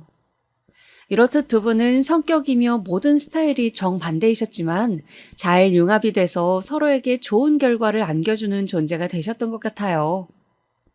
친정엄마는 제가 결혼하기 전에 식당을 정리하셨어요. 무던한 일상을 보내고 싶으시다 하셨고 저희 가족들 모두 그 결정을 존중해드렸습니다. 장녀인 제가 결혼하던 날 두 분께서는 손을 꼭 붙잡고 계셨죠. 우리가 세상에 내놓았던 그 자그마한 생명이 어느새 이렇게 다 자라서 인생의 반려를 맡게 되었네. 우리도 이렇게 늙어간다, 여보. 남은 인생 우리 더 잘 살아보자. 친정 아빠가 그렇게 말씀하셨을 때 친정 엄마가 까르르 웃으셨는데 마치 소녀 같아 보이셔서 얼마나 제 얼굴에도 짙은 미소가 피어올랐는지 모릅니다. 두 분의 바람처럼 그렇게 무탈한 앞날, 더 잘 살 수 있는 나날만 펼쳐졌으면 좋았을 텐데요.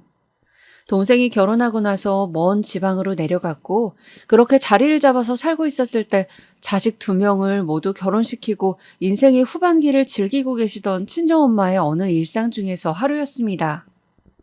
몸이 뻐근하고 피곤하다고 하시니까 지인분께서 같이 마사지나 받으러 가자고 그러시더래요.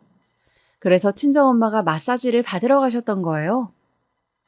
탈의를 하고 편안하게 누워서 마사지를 받고 있는데 노곤함으로 잠이 들랑말랑 하던 친정엄마의 귀에 이런 목소리가 들려왔습니다. 자꾸 뭐가 만져지네? 분명히 이 지점에서 뭐가 만져지는데? 그 작은 혼잣말은 마사지사의 목소리였습니다. 몽롱하게만 듣고 계시던 친정엄마가 어느 순간 정신이 번쩍 드셔서 눈을 뜨고는 물어봤다고 합니다. 혹시 제 몸에서 이상한 거라도 발견하셨어요? 그렇게 물어봤더니 마사지사가 긴가민가한 표정으로 아니 그게 손님 가슴 한쪽에서 뭔가 딱딱하게 작은 것이 만져지는 것 같아서요. 왠지 좋지 않은 것 같아서 자꾸 신경이 쓰여가지고 이런 대답을 하였다는 겁니다. 친정엄마는 그 의견을 무시하지 않으셨고 병원으로 가서 검사를 받으셨어요. 근처의 병원을 우선 간 것이었지만 최종적으로는 대학병원까지 가셔야만 했습니다. 유방암 진단이었어요. 그 소식을 듣고 저는 너무 갑작스러웠고 어이가 없고 놀라웠고 하늘이 원망스러워서 눈물도 고였고 정말 쓰러질 것만 같았습니다. 정작 당사자인 친정엄마는 덤덤하게 구셨지만요.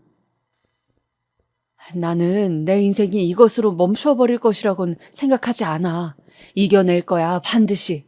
이겨낼 수 있을 거야. 나는 그렇게 믿어. 친정엄마가 조용히 나지막하게 말씀하셨을 때 저는 울음을 꾹 참으면서 고개를 열심히 끄덕였습니다. 꼭 그렇게 될 거라는 믿음, 딸인 저부터 가져야겠다고 다짐했어요. 친정아빠도 결혼해서 지방으로 간 동생도 이것이 친정엄마와의 이별은 아닐 것이라고 필사적으로 믿었습니다. 가족인 저희가 결의를 다지자고 열심히 뜻을 모았어요. 저는 이러한 심정을 바탕으로 친정엄마의 유방암 소식을 너무 슬프거나 속상하지는 않게 남편한테 전달을 해주었습니다.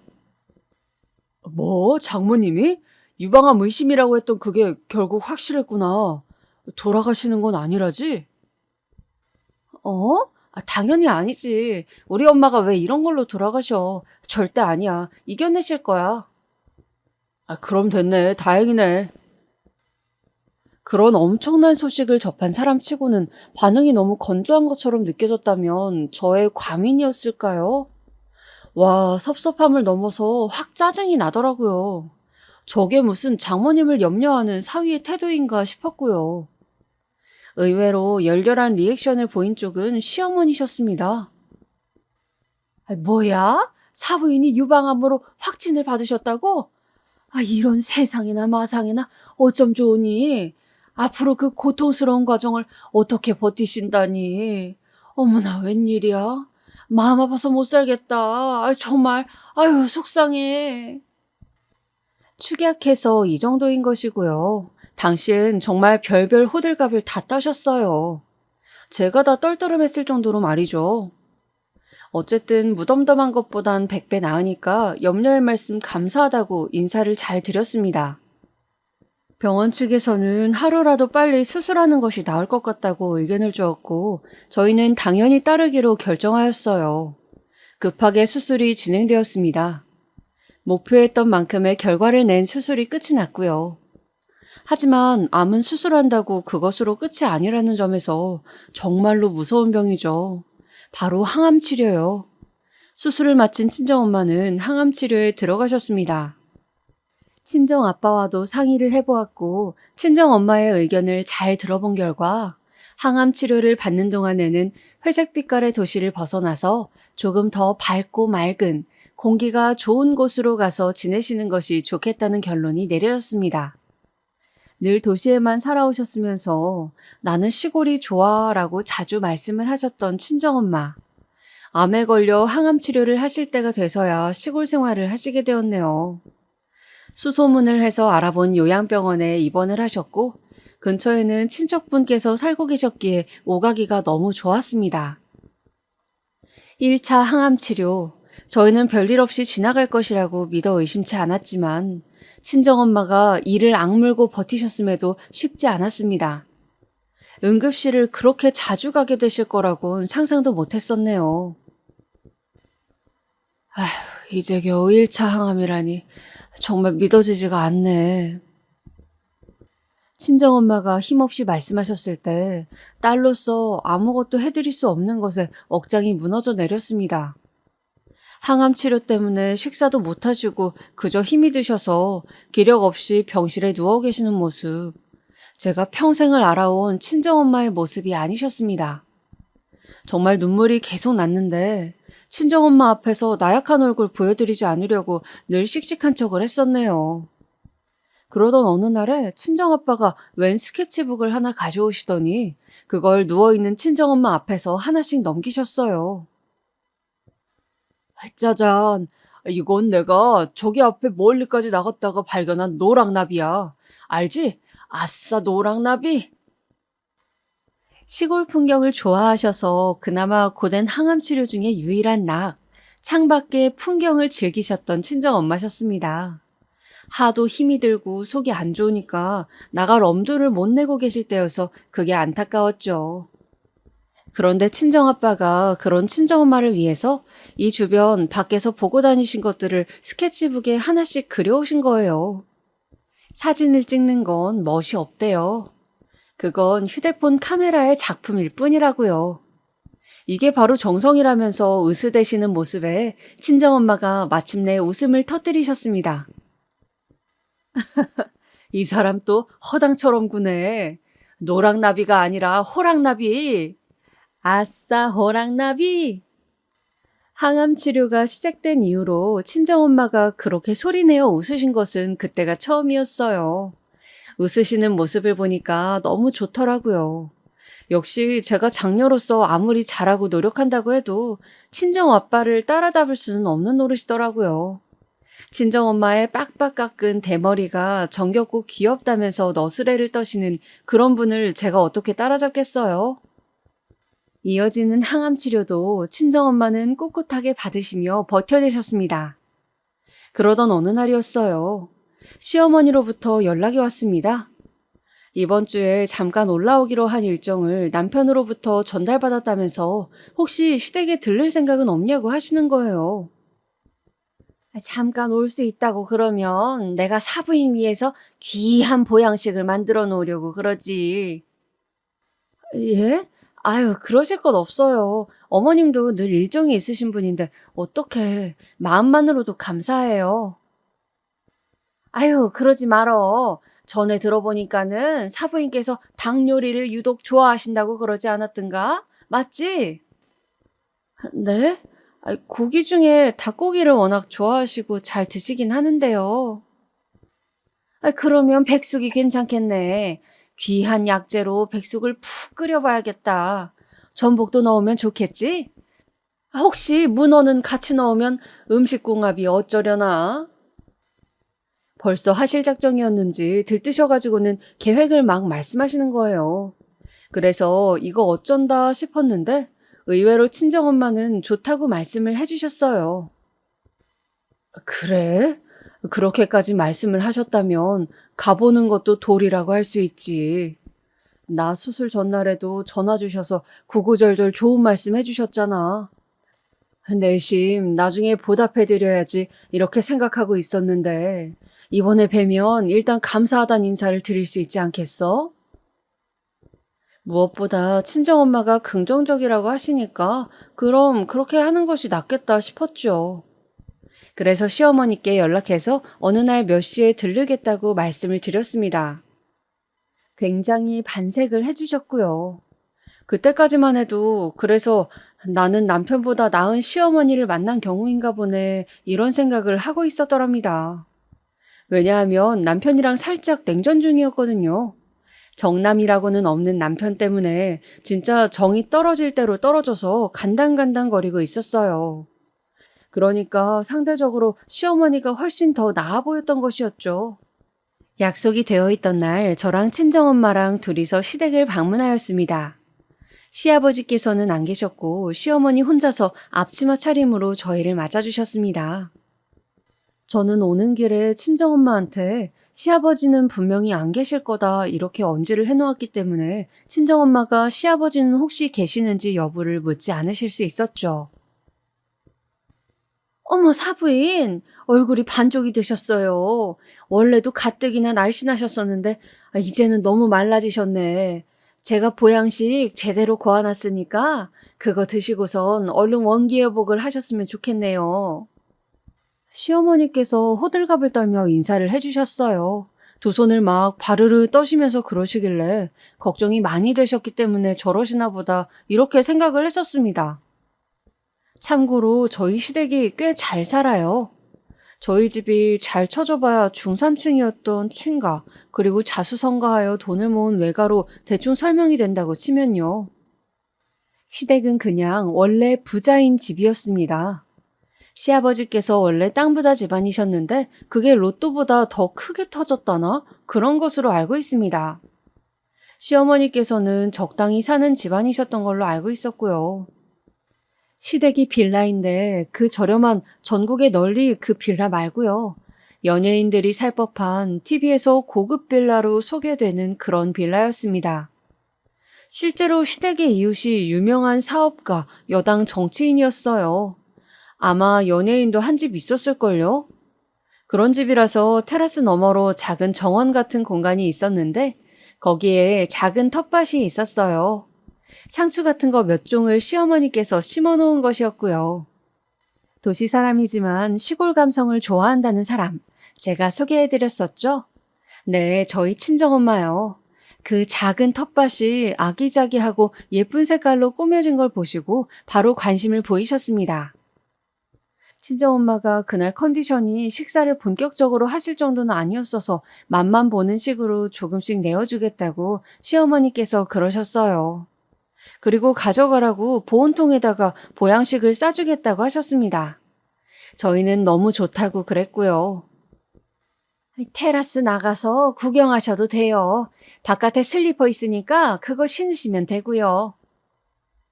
저희가 텃밭을 구경하는 동안 보양식을 포장하고 당장 먹을 거 그릇에 내오겠다고 시어머니께서 그러셨어요. 시어머니의 말씀에 친정엄마는 화색이 도셔서 곧장 테라스로 향하셨습니다. 저도 친정엄마를 따라서 테라스로 같이 나가봤죠. 그런데 친정엄마가 문득 걱정스러운 표정으로 그래도 준비하시는 거 네가 도와주는 게 맞지 않겠니? 얼른 가서 도와드려. 이렇게 말씀을 하시는 거예요. 그제서야 제가 아차차 싶었습니다. 그동안 암투병하는 친정엄마에게 너무 모든 초점이 맞춰진 일상을 살다가 왔더니 제가 그런 것마저 놓치고 말았던 거예요. 망각했던 것을 반성하면서 저는 친정엄마만 테라스에 두고 실내로 돌아갔습니다. 넓은 거실을 지나 부엌으로 가는 동안 저는 양말만 신은 발이었어서 전혀 소리가 안 났어요. 그러니까 제가 부엌으로 가는 것을 시어머니께서는 모르실 수밖에 없었죠. 제가 사연 서두에 적었었죠. 아무리 잘난 사람이라도 가지고 있다는 그 열등감이라는 것에 대해서요. 그리고 그 열등감의 주인공은 바로 제 시어머니셨다고요. 이 일로 인해서 제가 그렇게 느낀 것이었습니다. 투! 이거 무슨 소리인가 싶었네요. 부엌으로 완전히 가까워졌을 때 갑작스러운 소리가 들려와서 저는 걸음을 잠시 멈춰야만 했어요. 암만 해도 이거 가래침 뱉는 소리처럼 생각이 되었죠. 순간적으로 저는 시어머니께서 가래가 끓어서 그거 뱉으셨구나, 뭐 그런 식으로만 얼른 판단이 내려졌습니다. 그래서 다시 부엌으로 향했는데 그때 다시금 툭! 이런 소리가 들려왔고 제 눈에는 작은 그릇 안에 가래침을 막 뱉으시곤 그것을 수저로 휘휘 저으시는 시어머니의 옆모습이 보였습니다. 정성스레 저으시는 모습을 보면서 저는 잠시 일시정지가 되었네요. 말 그대로 정지요. 생각이고 행동이고 그냥 딱 멈춰버렸어요. 내가 뭘 본 거지? 저게 지금 뭘까? 암 환자는 님이럴? 그렇게 중얼거리시는 시어머니의 목소리. 그걸 들은 순간 제가 정신이 확 들고 말았습니다. 저는 성큼성큼 시어머니의 곁으로 다가갔습니다. 어머 깜짝이야. 기겁하신 시어머니께서는 정말로 놀라 자빠질 뻔하셨죠. 그 바람에 손에 쥐고 계시던 수저를 놓치셨어요. 바닥에 뒹구는 수저를 한번 쳐다본 저는 피식 웃으면서 시어머니를 응시했습니다. 다 봤어요. 필요 없는 말 다 생략하고 그렇게 말씀드렸습니다. 시어머니께서는 부릅떠진 눈으로 가슴에 두 손을 얹으신 채 입만 벌리고 계셨어요. 기절할 노릇이셨겠죠. 설마 제가 테라스에 안 있고 곧바로 부엌에 올 줄은 상상도 못 하셨을 테니까요. 그것도 아무 소리도 내지 않고 말이죠. 변명도 안 하실 건가요? 제가 싸늘한 눈빛으로 인매로만 웃으면서 그렇게 말씀을 드리니까 시어머니께서는 두 손 주먹을 불끈 쥐시더니 뻔뻔하게 나오셨습니다. 뭘? 대체 뭘 말이니? 소리도 없이 갑자기 옆에 와 있길래 놀랐을 뿐인데 나는. 침 뱉으셨잖아요. 이거 저희 친정엄마께 드시라고 하실 작정이었죠? 암 환자한테. 침이라니? 침이라니?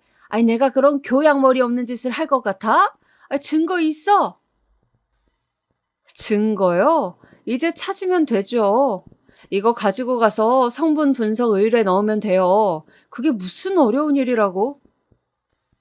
뭐라고? 성분 분석 의뢰?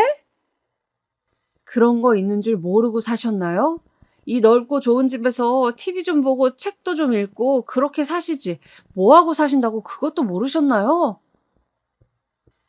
다른 누구도 아닌 친정엄마한테, 그것도 암투병 중인 환자한테 도저히 용서가 안 되었습니다. 제가 말이 곱게 나갈래야 나갈 수가 없었죠. 사실 그것도 많이 참고 있는 수준이었어요. 그런데 제가 참고 있는 것을 모르셨던 걸까요? 시어머니께서 이내 표정을 바꾸시고는 조금 웃어 보이셨습니다. 말하는 꼬라지 봐라. 건방지긴. 그 엄마의 그 딸이네. 나대고 사는 것도 똑같아. 갑자기 뭔 헛소리를 하시는 거예요? 지금 그러실 게 아니라 사과부터 하셔야 맞는 순서 아닌가요? 만약 지금 제가 발견 못했으면 저희 친정엄마는 가래침이 든 걸 드셨겠죠. 보양식이라고 참 좋은 사돈을 뒀다고 그런 착각을 하시면서요. 그래서 먹었니? 안 먹었으면 됐지. 안 처먹으면 그걸로 된 거 아니냐. 암 걸린 어미 둔 게 무슨 훈장이라도 됐냐. 어디서 바락바락 대들고 큰 소리야. 거기까지였습니다. 그 헛소리를 들어주는 것은요. 짝 하고 짧지만 커다란 타격음이 부엌에 울려 퍼졌습니다. 시어머니께서는 저에게 얻어맞은 뺨을 손으로 부여잡고 휘청거리시다가 이내 털썩 주저앉으셨어요. 제가 말랐어도 통뼈라서 힘이 세거든요. 머리가 다 어지러우셨는지 말도 똑바로 못 하시더라고요. 너 사람을 때려? 너 신고할 거야. 너 고소할 거야. 소란이 이어지는 것에 어느새 친정엄마는 부엌에 다가와 계셨습니다. 오시면서 내용을 얼핏 들으셨는지 씁쓸한 표정으로 시어머니를 내려다보셨어요. 그 눈빛을 받으시고 나서야 시어머니께서는 움찔하면서 고개를 피하셨습니다. 본인도 민망하고 창피하셨겠죠. 그 엄마의 그 아들이었네. 다 똑같았네. 이혼하렵니다. 안녕히 계세요. 보양식 혼자 잘 쳐드시고요. 같이 드실 분도 없으시잖아요. 안 그래요? 저는 빈정거리며 인사를 남겼고 친정엄마의 손을 잡고선 그 집을 빠져나왔습니다. 더 이상 다른 말은 필요하지 않았어요. 제가 할 말 많은 눈빛으로 친정엄마를 쳐다보았을 때 친정엄마는 그저 고개만 끄덕여 주셨죠. 다 알고 있다는 의미로요. 그 다음부터는 남편과 개싸움이었습니다. 어차피 이혼을 각오했던 마당이라서 죽도록 싸웠네요. 그 무심하고 무덤덤한 인간이 속에 참 많은 생각을 품고 있었더라고요. 특히 자기 엄마가 지닌 열등감에 대해서도 잘 알고 있었습니다. 제가 결혼 생활하면서 살짝 느끼긴 했었는데 화목한 저희 집안을 질투하시는 눈치였어요. 남편에게 사랑받고 사는 아내라는 점에서 저희 친정엄마를 유독 질투하셨던 겁니다. 친정아빠가 적극적으로 친정엄마를 간호한다는 소식에 그렇게 화를 내셨다고 하고요. 또한 본인은 집안의 주선으로 선봐서 결혼한 후로 계속 주부로 산 게 끝이었는데 친정엄마는 온갖 능력을 펼치면서 살아오셨다고 하니까 그게 그렇게나 배가 아프셨던 모양이더라고요. 그런 추악한 이면을 낱낱이 알게 된 마당인데다 남편에게 쌓여왔던 서러움도 폭발했기 때문에 무조건 이혼이었습니다. 전혀 망설이지 않았고 그냥 곧바로 이혼을 진행했어요. 가족들도 제 결정을 옳았다, 잘했다고 해주었습니다. 마지막 항암 치료가 끝나고 나서 저희 가족들은 친척 어르신의 오랜 지인께서 운영하시는 유명 삼계탕집에 가서 보양식을 먹었어요. 먹는 내내 다 같이 울면서 웃으면서 정말 기억에 남는 순간이 되었네요. 그리고 현재 저희 집에는 암 환자는 없어요. 완치 판정을 받은 전직 암 환자만 있을 뿐이죠. 이건 삿바에만 몰래 밝히는 건데 저는 지금 만나고 있는 남자친구가 있습니다. 아직 가족들한테도 비밀이에요. 의연한 척 하고 살았지만 솔직히 이혼한 게 쪽팔려서요. 선뜻 남자친구 생겼다고 공개를 못하겠네요. 이번에는 제발 참된 인연이기를.